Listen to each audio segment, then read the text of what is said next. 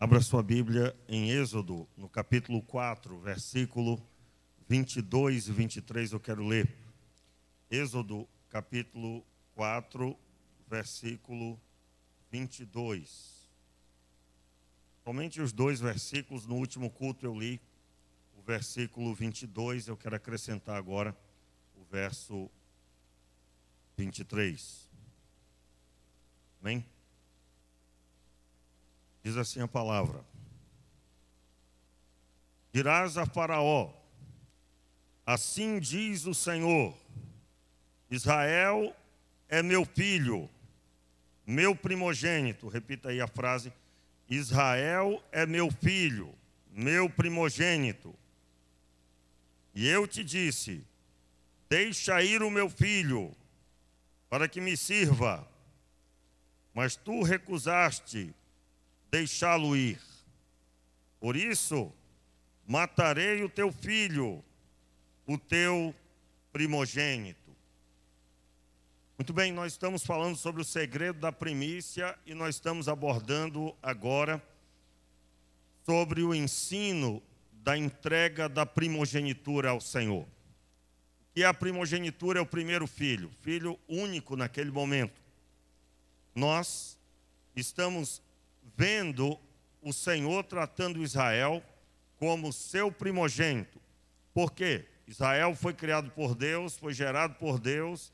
Deus se manifestou a um homem idoso, sua esposa estéril, e dali o Senhor ministrou um milagre e veio a existir uma nação, e a nação detentora da bênção do Senhor.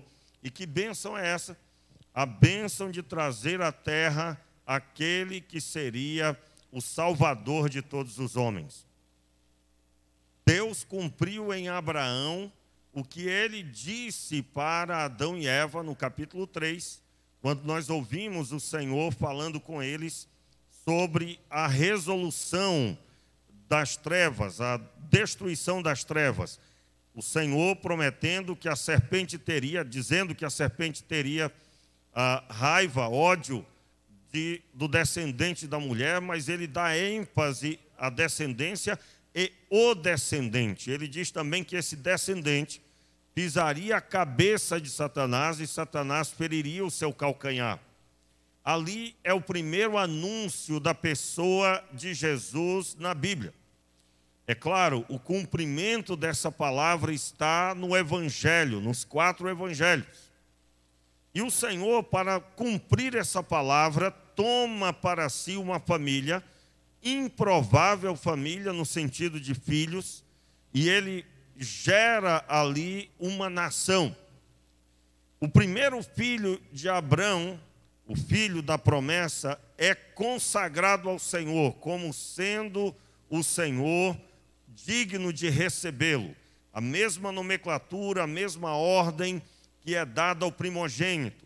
No último culto nós explicamos um pouco para nos fazer entender um pouco mais do porquê que Deus requereu de Abrão o seu filho, o seu único filho. Veja bem, o texto declara o Senhor tratando como filho único de Abrão, Isaque. Você vai me dar o seu filho, o seu único filho, pois ele pediu que Abrão o sacrificasse. E quando ele faz isso, Deus anuncia futuro para Abrão. O futuro é anunciado quando o Senhor brada desde o céu, declarando que agora, por causa disso, ele faz aliança. O Senhor jura por si mesmo, por seu próprio nome. Ele utiliza a sua própria existência como garantia.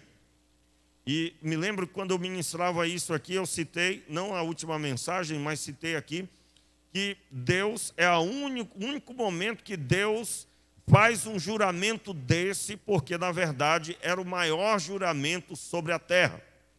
O juramento que iria trazer à terra Jesus Cristo.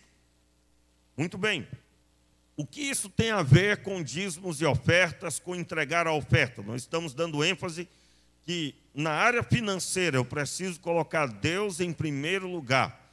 Quem seria o concorrente? Eu mesmo, com os meus planos, com os meus projetos, com aquilo que eu tenho por mais importante, é bem aquele pensamento assim: Deus não precisa do meu dinheiro. E realmente, Deus não precisa. O saber lidar com o dinheiro está ligado à minha própria vida. Quantos estão entendendo? Digo amém. Saber lidar com o dinheiro diante do Senhor não tem a ver com o Senhor propriamente dito, mas tem a ver com a minha própria vida e aquilo que eu já entendi da parte de Deus. E aí tem toda a relevância. E nós estamos vendo no princípio da primogenitura, nós estamos abordando o segredo da primícia na lei. E eu estou aí por 2 cultos já ministrando baseado nesse versículo, que o Senhor trata Israel como seu primogênito. Deus tem um filho na terra, é o povo de Israel. A nação de Israel, quando o Senhor diz: esse é o meu povo, ele foi gerado. E é claro, tudo isso se aplica a nós no Novo Testamento. Nós somos povo de Deus porque nós fomos gerados por ele. Você nasceu de novo, querido. E por ter nascido de novo, você também é filho. Você também é povo de Deus. Diga amém e eu recebo. Então, essa realidade está na Escritura Sagrada. O primeiro filho era para ser utilizado pelo Senhor. Ele deveria ser consagrado ao Senhor. Abra ainda em Êxodo, no capítulo 13, versículo 13, por gentileza. Eu citei aqui esse episódio, mas não li o texto. Eu quero ler o versículo 13 especificamente. Quantos encontraram, digam amém. Êxodo capítulo 13, verso 13. Que diz assim: para resgatar a primeira cria dos jumentos, entreguem ao Senhor como substituto um cordeiro ou um cabrito. Caso não resgatem o animal, terão de quebrar o pescoço dele. É isso mesmo que você leu, vamos ler de novo. Caso não resgatem o animal, terão que quebrar o pescoço dele. Quanto aos primeiros filhos homens, será obrigatório resgatá-lo. Muito bem. De forma muito clara, a palavra de Deus está dizendo para nós que todo primeiro filho era do Senhor. E ele deveria ser entregue ao Senhor e, por ser de Deus, ele teria que ser resgatado. Como assim? Veja bem, de todos os animais, o primeiro animal, o primogênito daquela cria de animais, deveria ser entregue ao Senhor. E se eu quero resgatá-lo, eu tenho que oferecer um cabrito ou um cordeiro. Eu li numa tradução semelhante à linguagem de hoje, porém não é, a NVT, que é bem interessante. Ela deixa muito alinhado o pensamento de que é do Senhor, então tem que resgatar. Resgatar como? O resgate era feito com sacrifício de animal. Resgatar para quê? Se aquele animal pertence ao Senhor, eu não posso usar. Eu não posso usar. Só posso usar depois que ele for resgatado. Se ele for resgatado, ele agora pode se tornar utilizável por mim. Entenda aí o segredo da primícia. Se é de Deus, só Deus pode usar. Se eu quero usar, eu tenho que resgatar. E aí vem o ensino do Senhor dizendo: se vocês não quiserem resgatar, quebra o pescoço dele. Eu creio que quando você leu a primeira vez isso na Bíblia, você ficou assim assustado, né? Ficou assustado. Mas como assim? Por que tem que quebrar o pescoço do bichinho? Olha só. O animal é de Deus. De mais ninguém. Então, ninguém vai usar. Ninguém vai usar. Não quer resgatar, não? Não, então ninguém poderá usar. Você vai ter que quebrar o pescoço dele. Aí, é por isso que no final está dito: quanto aos primeiros filhos, homens, será obrigatório resgatá-lo. Né? Então, imagina aquele pai com um filho ali, ele diz: não quero resgatar, não. podia até aparecer uma criatura dessa, né? Vai que tem. E o Senhor logo define: ninguém vai fazer isso em se tratando de seus filhos. Claro que não. Claro que não. Está falando aqui, e esse do quebrar o pescoço é especificamente citado aqui, o jumento, o primeiro filho dos jumentos. Entenda, se é do Senhor, tem que ser utilizado pelo Senhor. É o primeiro. E por que não os outros? O primeiro filho, quando consagrado, quando apresentado ao Senhor, agora eu estou falando de filhos, seus filhos, filhos dos homens, estava garantindo, seria sacrificado ao Senhor um animal, do mesmo jeito. E quando eu faço aquele sacrifício, eu estou então resgatando e dizendo: agora ele pode seguir a sua caminhada tranquilamente, porque foi pago o preço, e agora todos os outros filhos que vieram depois dele estão consagrados ao Senhor, estão abençoados. Entenda aí o segredo da primícia. Eu não só coloco Deus em primeiro lugar, mas também estou garantindo que todo o restante do que vem depois está debaixo de uma bênção especial. Eu estou falando aí numa linguagem de Antigo Testamento. Quais são os princípios para nós? Primeiro, entender como é que funciona. Pouca gente olha para Êxodo, Levítico, Números, Deuteronômio.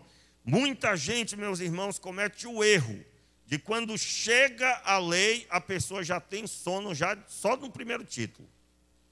E mude essa conduta. Se você tem sono, leia em pé. Pode até fazer que nem eu, já cheguei a bater no próprio rosto para não dormir. Por quê? Porque sono é uma coisa normal, apesar de ter um ou outro sono que não é normal, não. Aliás, abrir um parênteses aqui, você chega na igreja e tem sono, pode repreender que isso é obra do diabo. A pessoa não tem sono diante da TV vendo besteira, vai ter sono dentro da igreja, se tem alguma coisa errada. Ah, não, porque eu trabalhei muito. Eu digo: ah, é só você que trabalha agora, né? Só essa pessoa que trabalha muito. Então você tem que investigar você mesmo. Você está em uma batalha espiritual. Então não se deixe levar pela primeira barreira. Teve sono, amanhã eu leio, aí vai dormir. Conversa.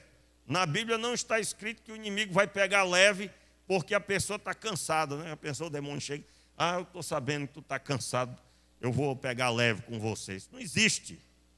O chamado de Deus é a obediência.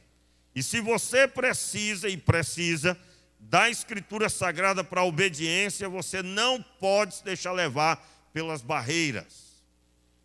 Se a barreira é o sono, você vai romper com isso aí em nome de Jesus. E aí, o texto está nos ensinando que havia um homem utilizando do primogênito do Senhor. Quem era? Faraó. Ele utilizava para quê?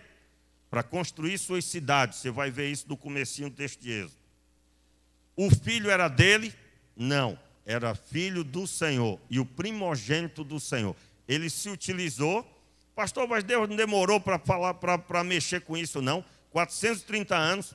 Quando é que Deus veio sobre o povo? Quando o povo clamou e declarou que queria sair daquela situação. E aí Deus veio. Enquanto o povo estava ali naquela situação, distante de Deus, Deus não veio resgatar o povo, não veio libertá-los. Resumo da obra aqui. O Faraó endureceu, e Deus tinha um propósito, endurecendo o coração dele. E o que aconteceu em Israel, no Egito? O filho de Faraó, bem como todos os primogênitos das famílias do Egito, morreram. E o primogênito do Senhor saiu do Egito para ser utilizado pelo Senhor para o projeto do Senhor. Qual o princípio aqui que nós encontramos? Eu utilizo do entendimento de que Deus, Ele quer ser honrado com as primeiras coisas. Ele quer ser reconhecido. O que é dele é dele. Não mexa no que é de Deus. Há um princípio sério. Aí, irmãos, veja como Satanás tem buscado destruir a sociedade atual. Hoje em dia, quando uma pessoa vai ter o primeiro filho, alguns se tremem todo. Em Israel, primeiro filho, está sendo contado os dias para apresentar ao Senhor o primeiro varão, o primeiro filho, para que todos os outros filhos venham à terra abençoados. Você quer ser abençoado, meu querido? Entenda os princípios da palavra. Rompa com tudo que entrou aí na sua vida e que não tem nada a ver com Deus, mas sim com temores das trevas, com obras malignas, com pensamentos de treva. Há um número grande de crentes, de pessoas, que olham para o Deus Todo-Poderoso e que é dono do ouro e da prata e coloca Deus no final da honra, porque Deus não precisa de nada. Você está terminantemente errado. Reconheça a Deus em todas as coisas. Se você tem um filho e você não consagrou ao Senhor, consagre essa criança, reconheça Deus na sua vida. E assim como nós estamos vendo nas famílias, Deus garantindo o futuro, assim como nós já lemos aqui nos textos bíblicos, nós lemos aqui no texto de Êxodo 22, verso 29, Levítico 23, verso 9 ao 14, e Deuteronômio 26, verso de 1 a 11, a normatização da primícia. A primícia era a primeira parte do que se colhia e se levava ao templo, se entregava na mão do sacerdote e ele representava a pessoa diante de Deus. Esse princípio, quando aplicado de colocar Deus em primeiro lugar, ele permeia todas as áreas da nossa vida. Seja a área financeira, familiar, todas as áreas. Deus, ele é digno de honra. Ele é digno de honra. Honre o Senhor. Como é que se honra a Deus? Reconhecendo. Meu irmão, seu salário é pequeno, não importa, Deus não está olhando para valores, mas está olhando para coração. Seu coração é o que é o mais caro. Eu já citei aqui em outras pregações, nunca foi dinheiro, nunca foi, diga amém aí, meu irmão, nunca foi dinheiro. Tira os olhos do dinheiro, tira os olhos dos números e coloque os olhos no seu coração.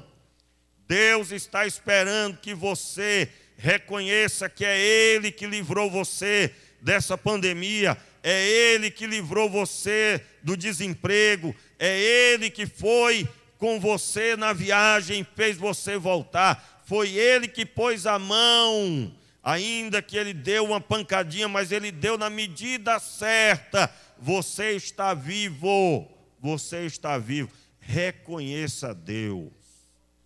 Irmãos, quantas vezes eu já fui livre da morte? Quantas vezes? E eu reconheço logo o Senhor. Outro dia de novo, né, na estrada. Irmão, se aquilo tivesse acontecido, eu tinha morrido. Mas na hora eu disse, Senhor, muito obrigado, porque o Senhor podia ter me levado agora. Não levou porque eu tenho propósito ainda que não cumpriu ainda. E vai cumprir em nome de Jesus. Tudo em primeiro lugar o Senhor. Aí o cara está lá no meio do trânsito, aí alguém quase mata, né? Uma carreta, alguma coisa, aquele tipo de coisa que você sabe que não ia ter jeito, né? Aí qual é a primeira coisa que a pessoa lembra? Rapaz, mas que motorista irresponsável. Me lembro da história de dois no trânsito, aí o cara parou o carro, arrastou o facão de dentro do carro, o outro que estava brabo da vida, né? Estava brabo da vida, amoleceu e disse, ai meu Deus! Aí o que estava com o facão, parou com o facão no ar mesmo, percebeu o jeito de crente. Já você é crente? Eu digo, sou. Eu digo, eu também. E aí os dois terminaram orando e se acertando ali. Mas meu Deus do céu, isso tudo era crente? Irmãos, eu acredito que essa história não existiu, né? Mas dado o que nós vemos no nosso tempo, pode acreditar. Qual é a primeira coisa que você lembra quando o mal passa perto de você? Qual é a primeira coisa que você lembra quando você vê só a beira do abismo? Se não é o Senhor, meu irmão, Se você culpa alguém, seu coração está enfermo, você não conhece a Deus suficientemente. E você nunca conseguirá honrar o Senhor. Nunca conseguirá. É que nem a pessoa que ganha lá um salário, não ganha nem mal, mas ela sempre, quando recebe, olha o que não conseguiu fazer. Meu irmão, você é uma pessoa ingrata, você é muito ingrato. Você está no grupo dos ingratos, você está com o coração doente, cheira mal o seu coração, filho. Porque há uma multidão que não tem 1/3 do que você recebe. E o que você recebe, só recebe porque Deus bateu na mesa e disse: é meu, não mexa. Reconheça Deus. Feche os seus olhos. Fique de pé. Meu Pai, tenha misericórdia de nós. Nós somos tão, Senhor, tão sem noção muitas vezes. Oh, meu Deus, tenha misericórdia, Pai. Tenha misericórdia de nós, Senhor. Nós queremos te reconhecer em todas as áreas da nossa vida. Nós estamos, Senhor, com a nossa família. Nós temos nossos filhos, esposa, as irmãs aqui, seus maridos, os filhos aqui, os seus pais. Nós queremos reconhecer que tudo isso é o teu amor e graça. Não foi, Senhor, absolutamente nada, porque nós não podemos fazer nada, Senhor, para dar a nós mesmos alguma coisa. Nós queremos te reconhecer, Senhor. Nós queremos declarar que o Senhor é que é Deus. E nós queremos romper com esse coração que muitos de nós precisamos de tanta cura, tanta mudança, tanta transformação. Para então, Senhor, exaltar o teu nome de verdade. Nos ajude, Pai. Em nome de Jesus. Amém.